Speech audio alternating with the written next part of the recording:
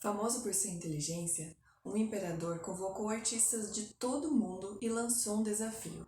Daria um fabuloso prêmio para quem fizesse o melhor retrato da paz. Mãos à obra e os quadros que surgiram foram maravilhosos. As pessoas ficaram encantadas. E 2 deles foram selecionados para a final. E um deles era a mais perfeita paz. Um lago cristalino, montanhas verdejantes, enquanto os pássaros voavam no céu azul. Já o segundo era o oposto. Havia um precipício, e atrás desse precipício, raios e trovões, enquanto uma cachoeira desabava morro abaixo, violentamente. É claro que as pessoas já imaginavam qual seria o grande vencedor, mas, para a surpresa e para o assombro, foi justamente a segunda pintura a escolhida. E então o imperador, ele explicou: vocês não viram o detalhe mais importante dessa obra de arte. Atrás da cachoeira havia uma fenda, e dessa fenda saía um arbusto, onde tinha um ninho. E ali, independente do caos reinante, uma mãe passarinho chocava seus ovinhos tranquilamente. E então o imperador explicou: estar em paz não significa ausência de problemas ou de dificuldades. Mas estar em paz significa que, mesmo em meio a tudo isso, você permanece calmo no seu coração.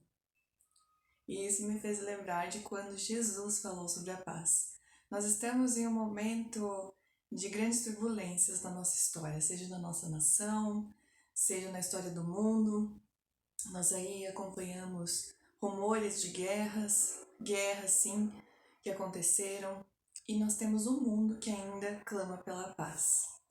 E olha só, Jesus ele disse certa vez que no mundo nós teríamos aflições. E essa afirmação sempre me causou uma certa inquietude, me causou uma sensação de que parece que as coisas nunca vão estar completamente em paz. Mas olha só, Jesus também ele diz para nós no mesmo verso: tem de bom ânimo, porque eu venci o mundo. E ele ressaltou em um outro momento sobre essa questão da paz. E eu vejo que esse assunto não é um assunto nosso, um assunto contemporâneo, mas é um assunto que já vem de mais de 2000 anos e talvez seja ao longo da história toda da humanidade exista uma busca pela paz. Porque se nós formos ver na nossa história, né, desde que nós que somos criacionistas acreditamos então que Deus criou o mundo e entrou o pecado, e desde então conflitos começaram a serem cada vez mais frequentes. E guerras por poder, por território, é sempre essa a intenção, né, de uma guerra, de destruir, de matar, de forçar alguma coisa. E de repente é isso que Jesus fala sobre paz. Mas por que ele fala então sobre essa paz? E isso é lá no capítulo 14 do livro do apóstolo João, e eu vou abrir aqui junto com você, se você quiser pegar a sua Bíblia. Lá no capítulo 14, a partir do verso 25, ele começa a falar de paz, mas eu vou ler somente o verso 27, que diz assim: deixo-vos a paz, a minha paz vos dou. Não vou a dou como o mundo a dá. Não permitais que vosso coração se preocupe, nem vos deixeis atormentar. Fácil?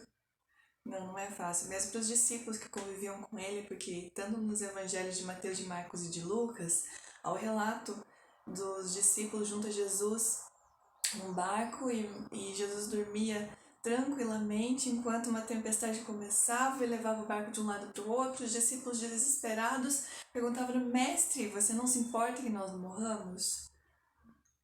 E talvez ali Jesus já quisesse começar a mostrar de onde vem a paz dele, a paz que somente ele poderia conceder. E olha só com quem que eles estavam no barco, eles estavam com Jesus. Para nós ainda muitas vezes é difícil, quando nós passamos por problemas, momentos de turbulência, nós conseguimos manter a serenidade, a tranquilidade e ficar com essas palavras de Jesus: não permita que o vosso coração se preocupe, nem se amedronte. Ele queria dizer que ele estava conosco. E naquele contexto, ele falava de uma paz porque já existia essa necessidade dentro do governo dominante naquele momento, que era o governo romano. E os romanos tinham a ideia da Pax Romana, né, que era, vamos dizer assim, instaurar uma paz, mas por meio de forças, por meio de uma situação forçada.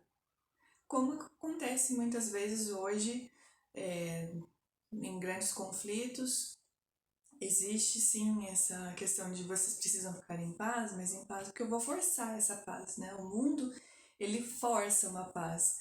Não é de meditação transcendental que a gente encontra paz, não é na busca de prazeres fugazes, não é na satisfação própria. A paz que nós precisamos é só Jesus que consegue dar. Sabe essa paz da nossa história? Essa calma, quando você consegue permanecer calmo em seu coração? É essa paz que Jesus quer dar para mim e para você hoje.